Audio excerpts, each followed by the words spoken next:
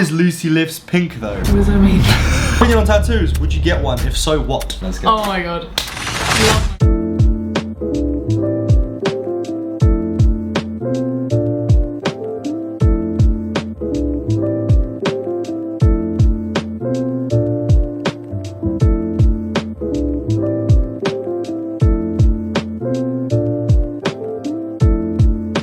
Good morning. Time for a little Q&A throughout the day. You know what I'm saying? I'm rapping already, mate. It's gonna be great. We're gonna have some interesting questions. We're gonna have some more interesting questions. We might have some interesting questions. And then we might finish off on a very interesting question. I hope you watched the video all the way through. If you do, I'll give you a kiss. Let's get into the first question. I think this is a good one to start off with because it might apply to a lot of you. A lot of you care about strength. A lot of you care about increasing your lifts. So, the question is, what helped your deadlift increase? Now, whatever lift you want to increase, the most important thing is specificity. So, if you want to improve on a deadlift, you have to deadlift. That's the number one thing. I hear some people spew some bullshit around the world. They say bullshit like, if you want to increase your barbell bench press, do dumbbell bench press. No.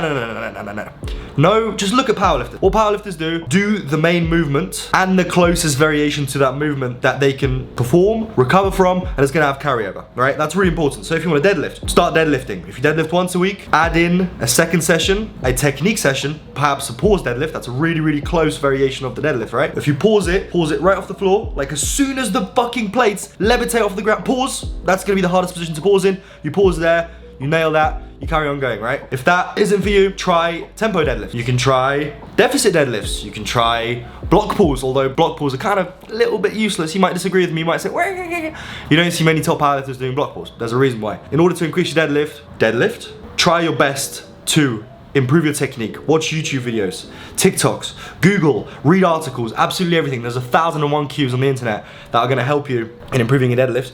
You need to find the ones that will stick with you, that is just gonna come through trial and error, but the most important thing is deadlift. Be specific. That is the answer to your question. Let's move on. I'm gonna go shower, shave, we'll answer the next question in a second, mate.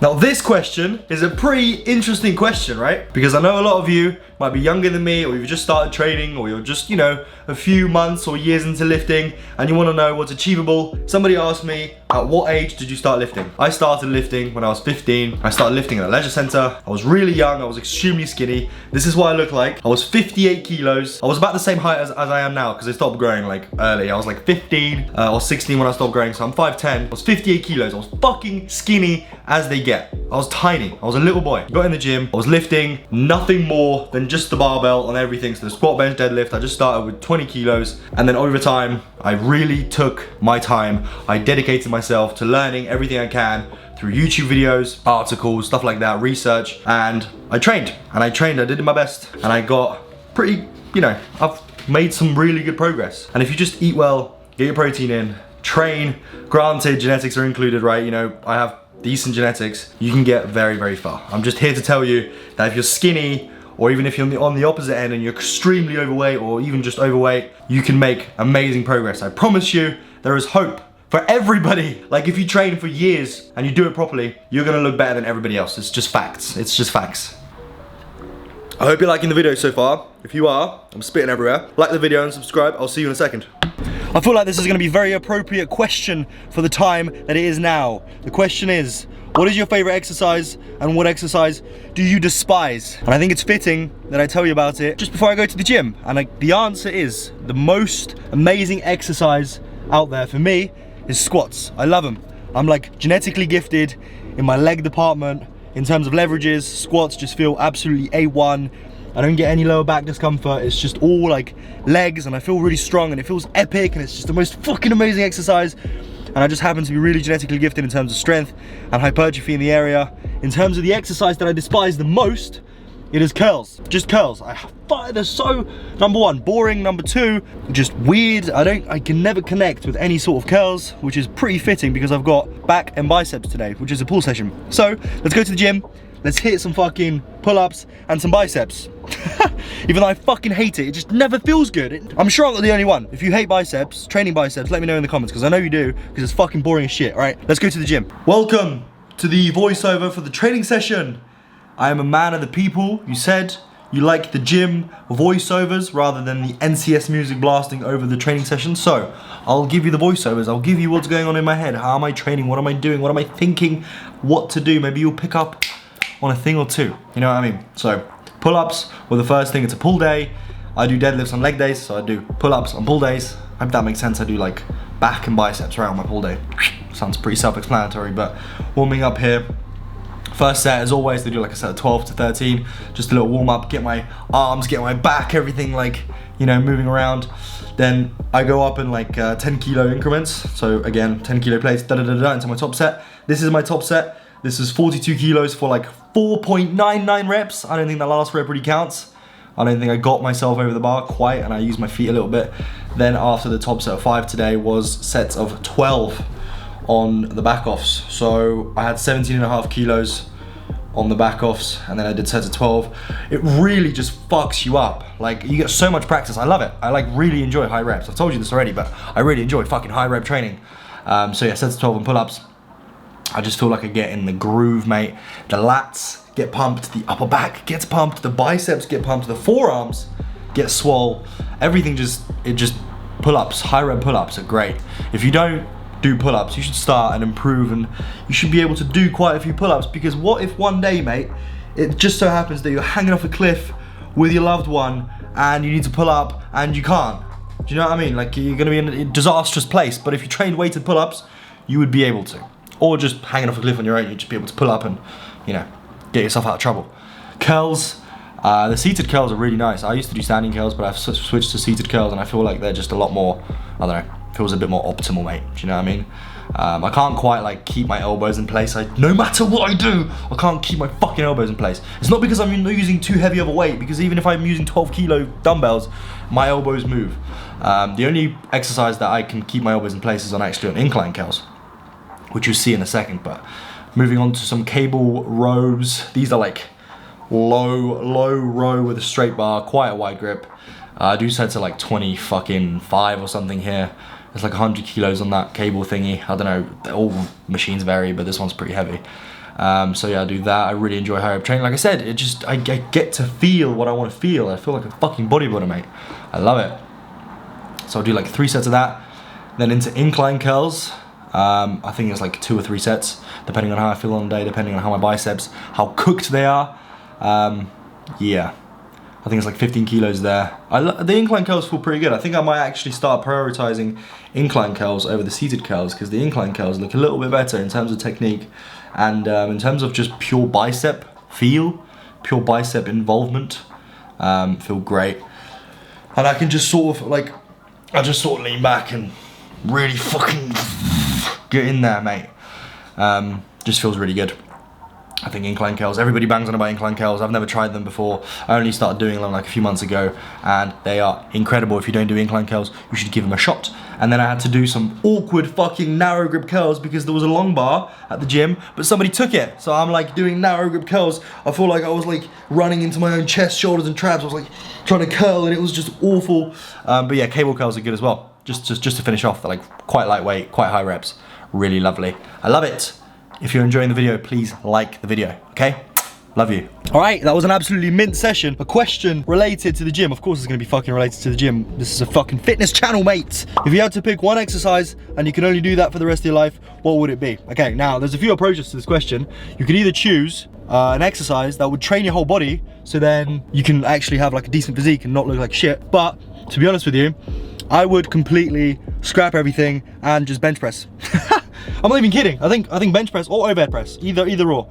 Bench press or overhead press, because think about it, deadlift is pretty useless. Like, it's fun, but it's, in terms of looking jacked, it's not gonna do you like the most wonders. Like anything else, what am I thinking? Squat, it's just gonna be legs, right, or your lower back. Not exactly optimal. But bench press, overall upper body, chest, shoulders, triceps, you can look pretty jacked, just wear trousers. So I think the bench press, despite it not being like my favorite exercise in the world, if I was only gonna do one for the rest of my life, it would be the bench press. There's your answer. I'm a bro. What can I say? I wear cutoffs and I go to the gym. What can I say? Bench press. All right. I'll see you soon. Yo, I'm home. I've eaten. I had some bolognese. Thanks for asking. Let's get on into the next question. This one's probably going to apply to quite a lot of you because it's about bulking.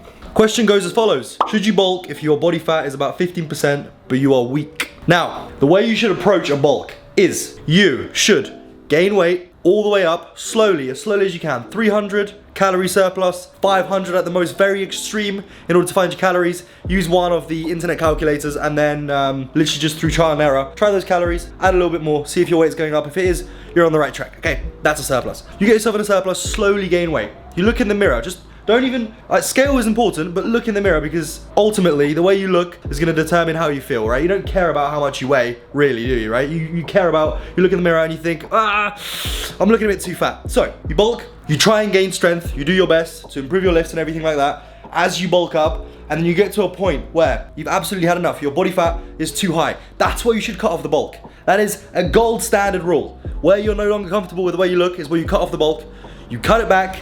You can do a little mini cut, shred some fat, and then carry on bulking. By a mini cut, it takes like, you do like a week or two of extremely aggressive dieting to burn loads of fat off, and then carry on bulking. Not the best. What I would do is when you bulk, finish your bulk, maintain, I would say, for like 4 to 8 weeks, then go into a cut, then you can bulk again, right after you're happy. And that's literally as simple as that is. That is the rule I would follow. I literally just go by the way I look in the mirror. If I'm not liking the way I look in the mirror, that's it, I'm cutting. If I like the way I look in the mirror and I wanna, improve my lifts a little bit, wanna get a little bit bigger, I've got an itch to lift, I bulk. It's as simple as that, ladies and gentlemen. It's as simple as that. I hope that made sense.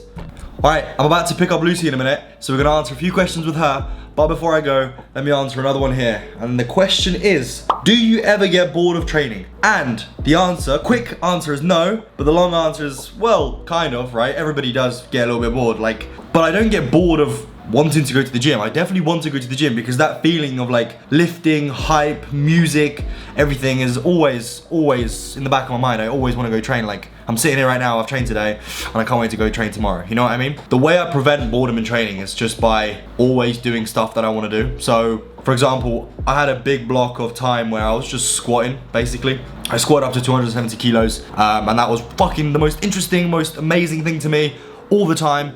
And then I sort of was like, oh, I've reached 270, what do I do now?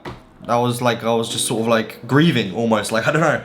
And then I thought, well, I don't care about squats at the moment. I've achieved 270. I'm not gonna get very much further without going like bulking again.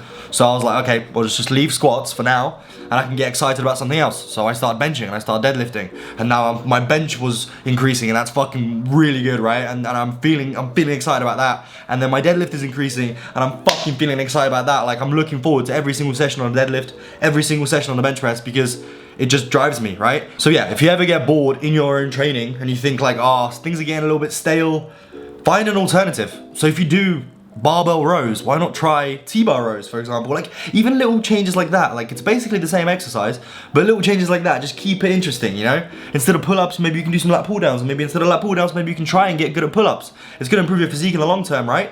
Getting good at all these different things all the time is good. You shouldn't be just statically training the same thing all the time. Like, it's good to train the same for a long amount of time. Like I'm saying, like, you should probably train the same exercise. Your same training routine should be the same for probably at least like 6 months, right? That's a good, solid amount of training with the same routine, and then you can change it up slightly, and then change it up slightly again, and then you never get bored, because there's always something that you can be excited about. Eventually, I'm gonna get sick of pull-ups. I'm probably gonna be like, you know what? I wanna get the most fucking insane standing barbell curl, and I'm gonna be walking into the gym every single day, and I'm just gonna be laser focused on getting a fucking 100 kilo barbell curl. You know what I mean? It's just shit like that. So just change it up a little bit, switch it up, you'll never get bored. So yeah, the answer is I do get bored, but I fix it so I don't get bored. I'll see you in a second. Told you I'll be back with Lucy. Here she is. Hey guys. And the first question I have, is Lucy Lifts pink though? What does that mean? Are you serious? Oh, like... Yeah. Actual questions. How many hex sausages do you reckon you've had in total? My whole life? I reckon we can do a pretty easy calculation. I was gonna say, can I do a quick calculation? Yeah, I reckon I've been having hex sausages for about a year. 1,095. 1,095. I used to have like 6 hex sausages and then just like have it with rice as well, so I don't know. Sheesh, that's crazy. Opinion on tattoos. Would you get one? If so, what? I don't want any tattoos. I don't feel like there's anything in my life that's like important enough. Not that you're not important, but like it's a bit like a what? Like, oh, I'm gonna get a barbell on my chest. Yeah, fuck off. Training, get tattoos? Training means a lot to me, guys. I want to get like a bicep flex emoji. On your shoulder? On my shoulder. No, I want to get... When I have loads of money and I'm rich and famous, I'm going to get loads of tattoos. I just want to get cool stuff all over my body. Yeah, it's gonna look sick. How did you and Lucy meet? These questions are right, mate. They're right next to each other. How do we meet? We met in a club. Yeah, we were having a boogie. We were having a boogie. I was touching Dave's abs. I was taller than him because I was in heels. Because like the difference between us is like 2 inches or so, and she was wearing big heels. I was wearing heels like this big, so I was like taller than him, and yeah. It's just not optimal. I had abs and But I was handsome. That's how we met. And then ever since then, we saw each other in a club a few times. Yeah. And then over the course of like a couple months, and then Dave messaged me. He was like, "Hey, do you want to go on a date?" And I was like, well, I said if you're free. I didn't say if you want to go on a date. That sounds a bit weird. "Hey, if you..." No, it doesn't sound weird, but like, do you want to go on a date? Like, pretty sure you were like... Did I? I don't know. I just remember like asking her, and I just launched my phone across the whole room. I was talking to my friend on Discord, and I was like, I just need to ask her. So I went, typed it all out, sent it, across the room. Phone just disappeared. I was like, yeah, my G. Yeah, my G. Dream sponsor, My Protein. Let's go. Oh my god. Love my protein. We already sponsored My Protein. That was a big thing. I didn't want to get sponsored by Protein. I was buzzing when I got sponsored by my Yeah, protein. 100%. I still am. Like they're an amazing Yeah, it's company. great. Really supportive. Yeah. That sounds so good. The dream sponsor is no sponsor for me. I want to have everything on my own. That's why I've started the Chikara brand, so I can have my own pre-workout, I can have my own clothes, I can have everything. Not only pre-workout, but more supplements in the future, right? So I won't have to be with anybody. Because what's the point of being affiliated with a company where I'm just like a little dweeb, little man, and like they give me however much money they give me a month, where I can just make my own company and like scale it into hundreds of thousands. Easy. Thanks. What's the point? So I love My Protein, but only temporarily. Dark sports. What are you talking about? Yeah, they recently got big because they did the influencer marketing thing. A bunch of bodybuilders, and they're looking a bit like Young LA type influencers. Pretty epic. Like they're all open about like PD usage and stuff like that. What do your family think of your job, etc.? Were they supportive in the beginning? Yeah. My parents were bare supportive, really supportive. Like they were just like, yeah, go ahead. And then I told them, I was like, guys, I'm gonna stop going to uni. And they were like surprised. But then I was like, I showed them all like the analytics and the amount of money I was making and everything's like, I was like, Mum, I'm gonna be fine. Like I can pay for everything and I'm gonna be comfortable. It's not a problem. I'm gonna start a lot more and then I have more time. I did, and I've done a lot of things, and it's only gonna get better, right? They've always been supportive. They're always like, they've always trusted me. Like my parents were never like, oh, you can't go out past a certain time or this, that, and the other. They've always trusted me. They always trusted my judgment. They always thought I was a smart lad. Oh, my parents weren't like that, but they are supportive of what I do. Like whatever I decided to do at uni, or not go to uni, or go to uni, or when I left uni, like they were always supportive of that. As long as like I have like they're like, oh, as long as like you have a plan or an idea of something that you want to do, and you get there eventually, like then why wouldn't it be okay? Yeah. And you shouldn't, like, if your parents are not supportive, then they know quite a bit, right? They're older, wiser people. You need to prove to them why you should be able to do the things you want to do. So I wouldn't just tell my parents, oh, I'm quitting uni and be making £500 a month and not be able to pay rent. Why would I do that? They'll tell me I'm stupid, and rightfully so.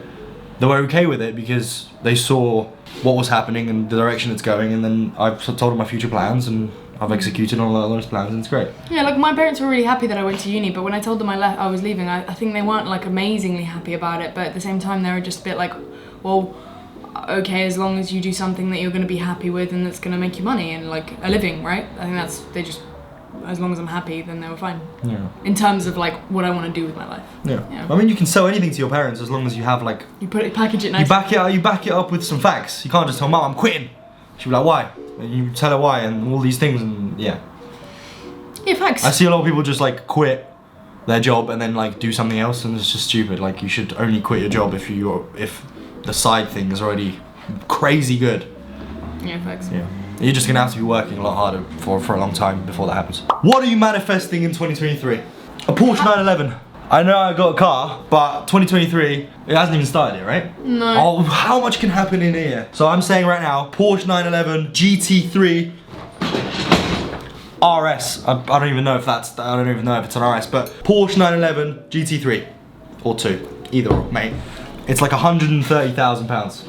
I'm manifesting how to make ads on my story for my program. Because Chikara is gonna be massive. It's only a matter of time. Like it's only I'm only a few drops away. I'm like this drop away, and the next drop I'm gonna have a warehouse. Next drop I'm gonna have slaves in the warehouse, and the next drop I'm gonna be human trafficking. So like it's not gonna be a problem to have a Porsche. That's not funny. Alright, Have you not? Are there no more questions related to us? Surely. No. That's it. That's all the questions I have for me and Lucy. That is the end of the video. If you enjoyed the video, please like the subscribe button. Anything I'm associated with is down in the description. So like training programs, if you want a training program, if you use the code 100K, you get a discount. Also, Overdrivers on pre-order, you get a special gift and a signed tub. Also, my protein giveaway, if you use the link and code in my description, then I'll put you in a £200 My Protein giveaway. The first winner gets a £200 voucher and a tub of Overdrive, and the second winner gets a tub of Overdrive. So there's 2 winners. Send me proof on Instagram. You have to use both the code and the link so I can cross-reference and see. If you want to see any more of my videos, they're down here. Love you. Hope you enjoyed the video. In the next one, mate.